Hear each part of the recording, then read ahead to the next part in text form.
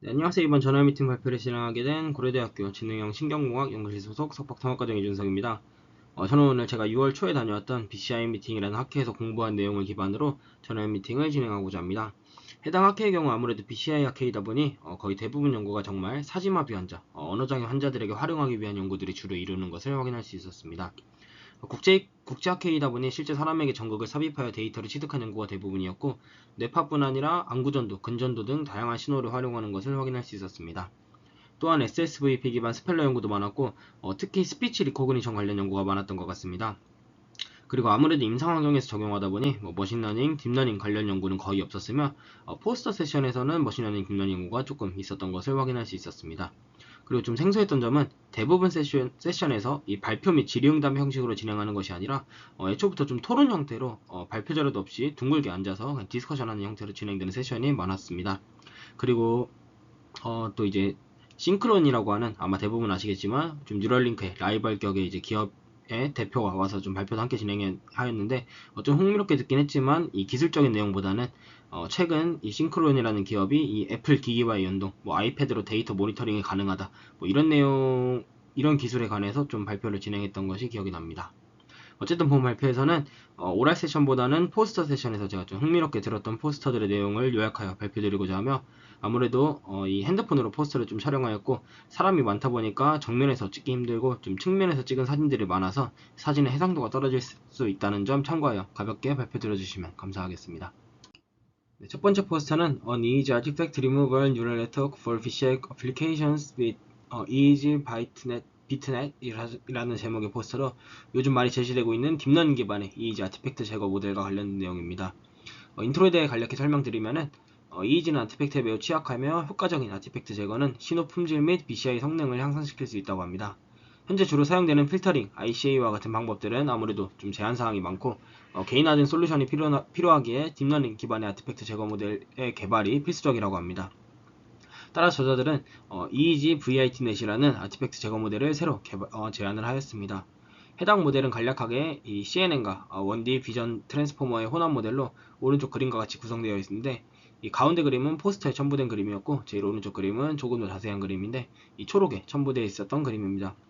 구도를 보시면 이 노이즈한 데이터가 입력되면은 컨버루전 피처 익스트랙션과 이 글로벌 컨텍스트 익스트랙션 모듈로 이렇게 구성이 되어 있고, 초록에는 이 컨버루전 피처 익스트랙션을 거친 뒤 비전 트랜스포머 블럭으로 입력되는 형태로 그림이 제시되었으나, 제가 현장에서 포스터로 좀 확인을 하였을 때는 이 각각을 따로따로 거친 뒤에 듀얼 스트림 어텐션 모듈을 통해서 이 퓨전하는 것으로 확인을 하였습니다. 이후 이 디코딩 레이어를 거쳐서 아티팩트가 제거된 클린 EEG가 도출되는 형태로 모델이 구성되었습니다. 모델 훈련에는 오픈 데이터가 사용되었는데 EEG, 노이즈, EEG, 디노이즈 넷이라는 이 데이터셋이고, 클린 EEG가 4514 세그먼트, EOG가 3400 세그먼트, EMG가 5998 세그먼트가 포함되어 있었다고 합니다.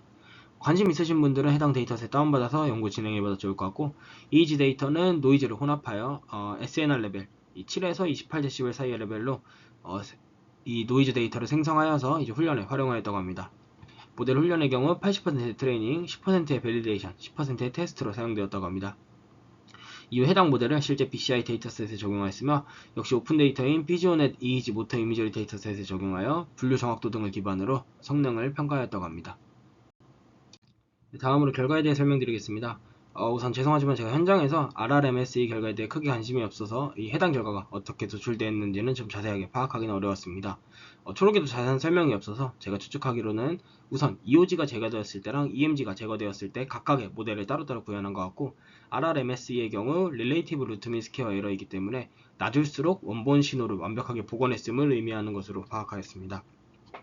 즉 결과를 보시면 EEG VIT넷이 EOG와 EMG 모두 다른 딥러닝 대비 이 RRMSE가 가장 낮은 것을 확인할 수 있음으로써 이 깔끔하게 아티팩트가 제거되는 것을 확인할 수 있었고, 이 EOG 아티팩트가 제거되었을 때 이 원신호와 이 코릴레이션 코에피션트가 0.958로 매우 높은 것을 확인하였습니다.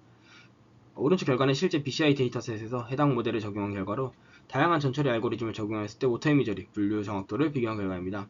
사진의 해상도가 좋지 않아 설명드리면, 제 왼쪽은 로우 데이터이고 약 44%의 정확도를 보였으며, 오른쪽 결과들은 왼쪽에 언급된 이런 다양한 딥러닝 알고리즘의 결과들을 나타냅니다. 그리고 제일 오른쪽에는 이 전통적인 매뉴얼 ICA를 적용했을 때 결과를 나타내며 제한한 모델이 55.2%로 가장 높은 성능을 보였고 ICA 결과인 54.6%보다 더 높은 것을 확인할 수 있었다고 합니다. 다만 별도로 통계 비교는 수행하지 않은 것으로 파악됩니다. 본 저자들은 향후 이 P300이나 이모션과 같은 데이터에 추가적으로 적용할 예정이고 실질적인 BCI 성능 향상을 위해 이런 아티팩트 제거 모델을 조금 더 디벨롭먼트 할 예정이라고 합니다. 다음 포스터는 Foundation Models for Calibration Free Pediatric BCIs라는 제목의 포스터로 캘리브레이션이 필요 없는 파운데이션 모델을 제안한 포스터였습니다. 다양한 포스터들 중에서 좀 흥미롭게 들었던 주제 중 하나이고 유사한 포스터가 한 편 더 있어서 뒤에 한 번 더 말씀드리도록 하겠습니다. 인트로에 대해 간략히 설명드리면 최근 BCI의 실용적인 적용을 위해서 다양한 시도가 진행되고 있는데 아무래도 BCI의 경우 일반화된 모델보다는 개인의 최적화된 모델의 개발이 더욱 중요한 상황입니다. 하지만 이러한 캘리브레이션의 경우 시간이 오래 소요되고 좀 피로도를 유발하거나 좀 불편함을 야기할 수 있기 때문에 캘리브레이션이 필요 없는 파운데이션 모델의 제시가 좀 필수적이라고 합니다. 특히 본 연구에서 사용된 이 페디어트릭, 즉 소아의 경우에는 데이터 자체가 제한되어 있기에 저자들은 딥러닝 기반의 파운데이션 모델을 사용하여 이 방대한 레이블이 없는 데이터를 학습하여 일반화하고 특정 클래시피케이션 작업에 파인 튜닝 될 수 있도록 모델을 설계하였다고 합니다. 저자들은 이 EGPT라는 모델을 활용하여 이 파운데이션 모델을 사용하였다고 합니다. 해당 모델은 이 대규모 성인 EEG 데이터셋으로 사전 훈련된 모델이라고 합니다. 해당 모델의 대부분의 웨이트는 프로즌화했으며, 프로즌화했고, 즉 웨이트를 동결하였으며, 본 연구에서는 마지막에 이 클래시파이어 레이어만 소화 데이터에 새로 튜닝을 하였다고 합니다. 이때 이 다른 피험자 총 80%의 데이터로 트레이닝에 사용을 하였고 80%의 데이터로 트레이닝에 사용하였고 20%는 밸리데이션에 적용을 하였다고 합니다. 그리고 완전 새로운 데이터로 테스트를 진행을 하였다고 합니다. 시간이 제가 조금 지나서 정확한 기억은 나지 않지만 아마 리번 서브젝트 아웃 방식으로 진행을 하여서 한 명의 데이터로 테스트를 진행하고 나머지 데이터를 8대2로 나누어서 트레이닝과 밸리데이션을 진행하였던 걸로 기억납니다. 사용된 데이터셋은 다음과 같고 대부분 유아부터 중학생 정도이며 30명 이상의 데이터가 포함된 것을 확인할 수 있었습니다. 또한 비교를 위해 캘리브레이션 기반의 분류기는 캘리브레이션을 수행한 분류기로는 탄젠트 스페이스 SVM, LDA, SALDA 등이 사용되었으며 5폴드 크로스 밸리데이션으로 성능을 평가했다고 합니다. 재밌는 부분은 제가 저자들한테 이 5살짜리가 모터 이미저리를 수행하는 게 가능하냐라고 물어봤는데 본인들이 측정한 데이터는 아니라서 확인은 어렵지만 이 소아 연구를 할 때는 이 어린아이들이 좀 팔을 막 움직이는 경향이 많아서 팔을 좀 의자에 묶은 상태로 뭐 약간 움직이는 상상을 해봐라 이런 식으로 좀 진행을 한다고 하더라고요. 다만 이 데이터 수집이 굉장히 어렵다고 합니다. 그래서 뒤에 말씀드리겠지만 이 성능도 상당히 좀 낮은 것을 확인할 수 있었습니다.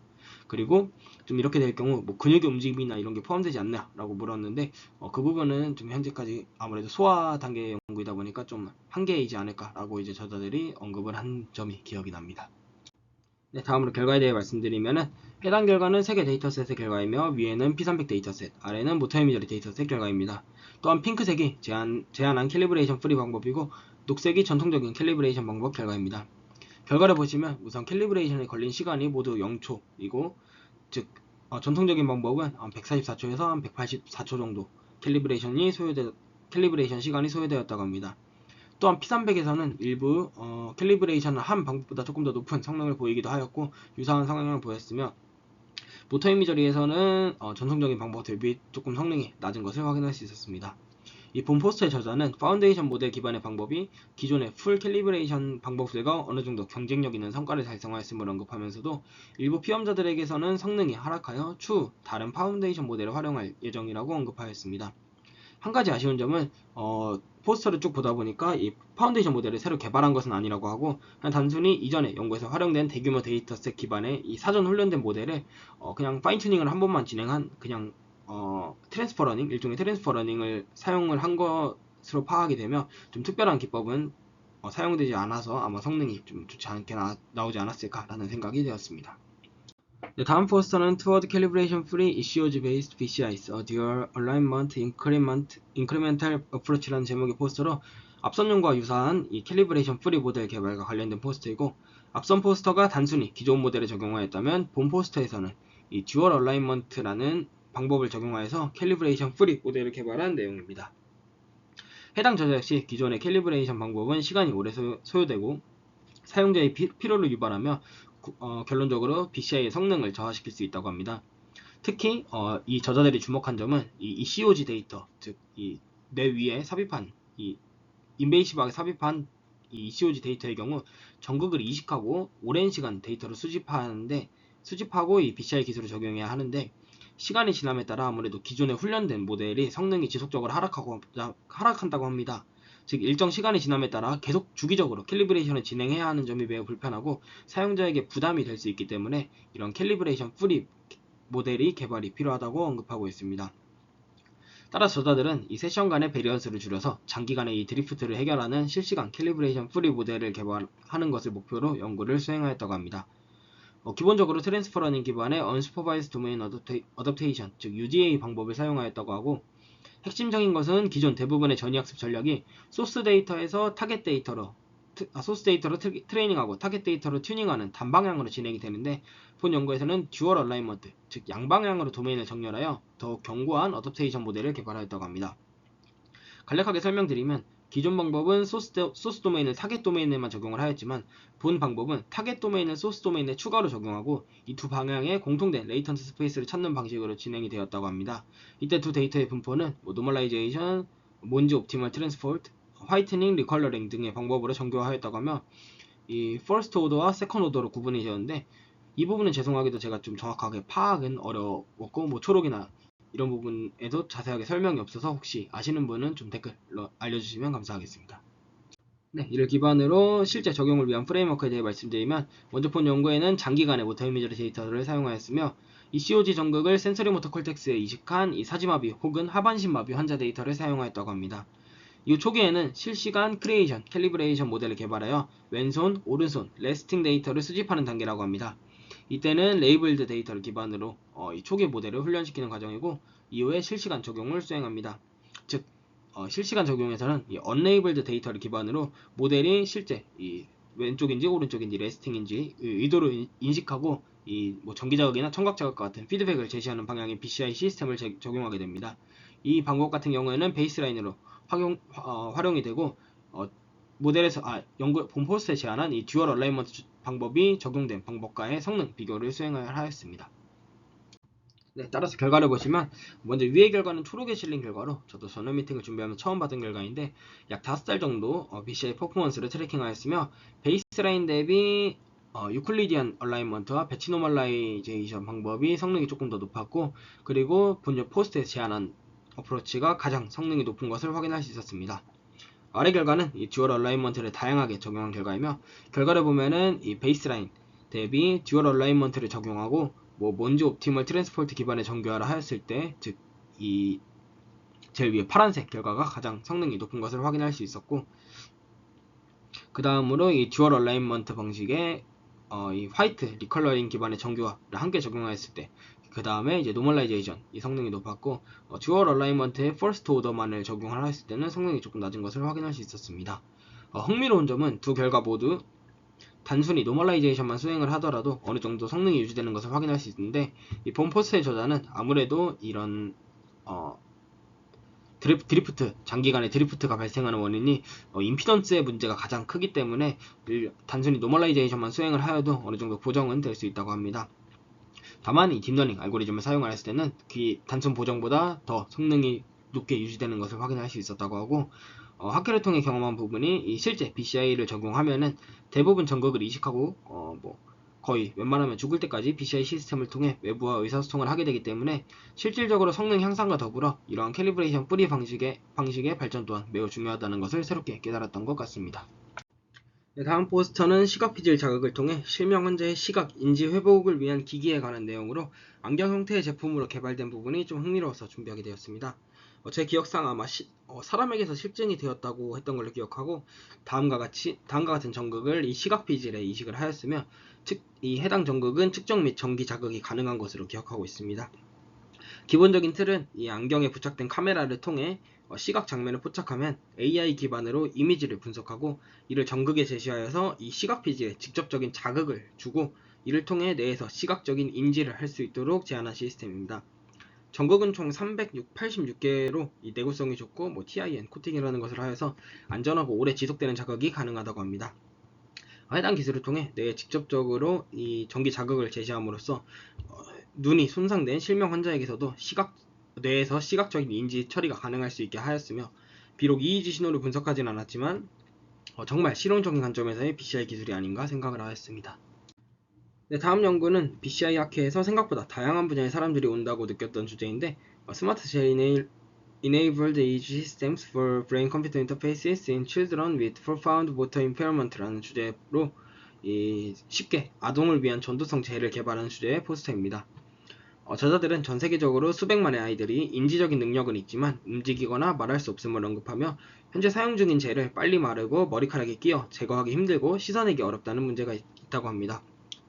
또한 현재 헤드셋은 턱끈과 조임장치 등이 필요해서 고품질 신호를 취득하기 위해선 이 단단한 고정이 필요하며, 아이들은 아무래도 머리 모양이 작고 좀 다양하며 과도하게 조인 헤드셋이 좀 아이들에게 문제를 야기할 수 있다고 언급하고 있습니다. 따라 저자들은 실용적인 헤드셋을 위한 스마트 젤 시스템을 개발하였습니다. 이는 높은 수분량과 끈적한 고체 형태로 단단히 고정되며, 턱끈을 제거하여도 이 전극과 머리 사이에 단단히 고정되어서 좀 턱끈에 상대적으로 프리하고 더 쉽게 닦아낼 수 있는 시스템이라고 합니다. 결과를 보시면은 첫 번째 결과는 끈적한 젤의 형태를 보여주고, 두 번째 결과는 젤이 어떻게 변화하는지를 나타내고, 세 번째 결과는 고체 상태의 젤이 용해되는 과정을 보여줍니다. 정확히 기억은 안 나지만 일반적인 물로는 용해가 잘 되지 않고, 이 소금이 포함된 물에 쉽게 용해가 가능하였던 걸로 기억을 합니다. 이 오른쪽 결과는 턱끈을 했을 때와 하지 않았을 때 유사한 특징을 보였으며, 상용 젤과 본 포스터의 젤이 사용하였을 때도 EEG 채널 간의 패턴 간에 좀 유사한 패턴을 보였음을 확인하였다고 합니다. 퀄터시스와 다른 지표들을 사용한 것 같은데 정확한 지표는 파악하기 어려웠고, 어떤 방식으로 계산되었는지도 제가 좀 확인은 못하였으나 신호 품질에는 문제가 없다라는 결과를 뒷받침할 수 있는 결과라고 합니다. 사실 해당 결과를 보면서 왜 굳이 아동에 국한되어 스토리를 이어나갔는지 궁금하였는데, 저자들이 개발한 젤의 경우 오랜 기간 안정적으로 유지되고 좀 턱끈이 없어도 끈끈함으로 전극을 잘 고정시키기에 아동뿐만 아니라 그냥 여러 분야에서 널리 활용될 수 있겠다는 생각을 하였으며, 한 가지 아쉬운 점은 이 소금물로만 용해가 잘 된다는 점인데, 이 부분에 대해서는 제가 자세한 질문을 하지 못했으나 소금물이 좀 두피나 이런 데 안 좋은 영향을 미치지 않을까라는 생각을 하였습니다. 저자들은 제가 답변을 들었을 때는 좀 오랜 기간 안정성을 추가로 실험할 예정이며, 다양한 환경에서 실험을 통해 상용화를 목표로 개발을 지속할 예정이라고 언급하였습니다. 네, 마지막 포스터는 Changes in Brain Oscillatory Dynamics in Elderly Adults as a Consequence of Natural Aging 이라는 제목의 포스터로 자연적인 노화로 인한 이 뇌의 활동 변화를 관찰한 연구입니다. 슬로우 오실레이션, 즉 이 서파는 0.5에서 1Hz의 신호로 LM 수면 중 발생하는 고진폭의 파동입니다. 이는 이 노화로 인해서 진폭이 감소한다고 알려져 있습니다. 최근 리듬적 이온 전류가 노폐물 제거를 위한 펌프 역할을 하며, 서파가 이러한 전류를 유독하고 이 글림패식 시스템을 지원한다고 합니다. 글림패식 시스템은 쉽게 뇌의 노폐물을 제거하는 일종의 배수 시스템이라고 이해하시면 될 것 같은데, 뇌 척수액과 간질액을 순환시켜서 뇌 조직 내의 노폐물을 씻어내고 뇌 기능을 정상적으로 유지하는 데 중요한 역할을 한다고 합니다. 또한 리듬적 이온 전류는 세포막을 가로지르는 이온의 주기적인 흐름을 의미하며, 뉴런의 발화, 패턴 및 심장 활동을 포함한 생물학적 리듬의 기초가 되는 과정이라고 합니다. 저자들은 이러한 이론적 근거를 기반으로 노화가 서파의 진폭과 밀도뿐 아니라 뇌 척수액의 흐름을 손상시킬 수 있다는 가설을 세우고 연구를 수행을 하였다고 합니다. 실험에는 15명의 젊은 사람과 14명의 60대 이상 노인을 대상으로 밤 동안에 EEG 데이터를 취득하였다고 합니다.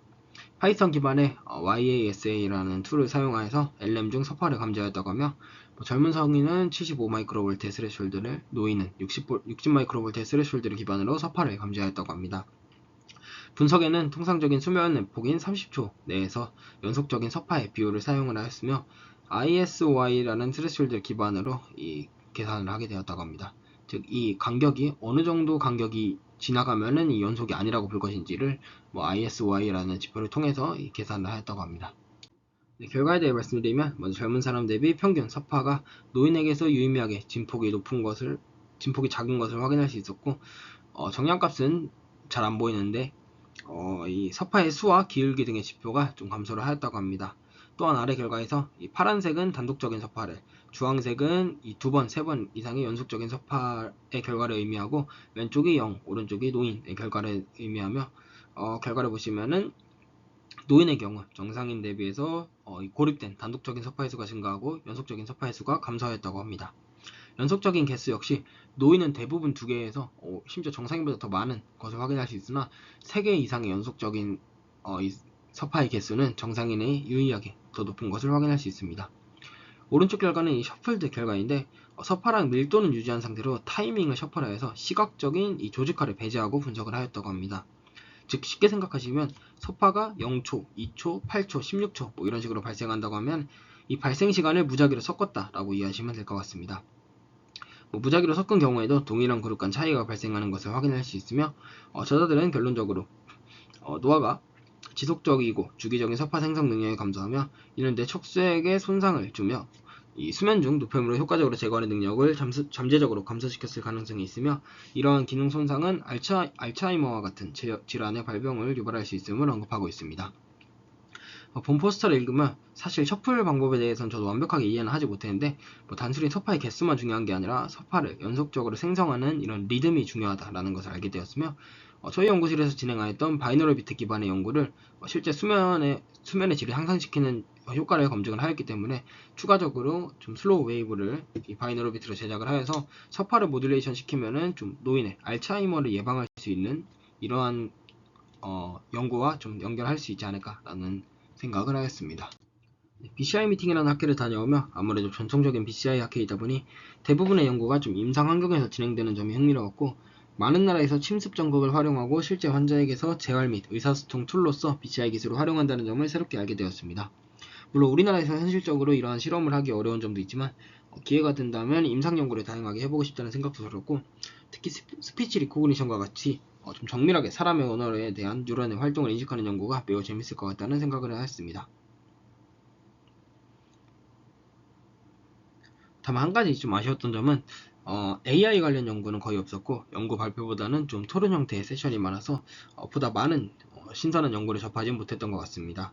사실 저도 동물에게서 침습적인 신호를 측정하여 분석을 할 예정이다 보니 침습 데이터를 어떻게 다양하게 분석하는지를 접하고 싶었으나 아무래도 분석 관련 내용 및 결과 피규어보다는 실제 환자에게 적용한 예시를 보여주고 실제 뭐 환자가 BCI 시스템을 활용하는 그런 동영상 등의 자료가 좀 많아서 좀 아쉬웠던 것 같습니다.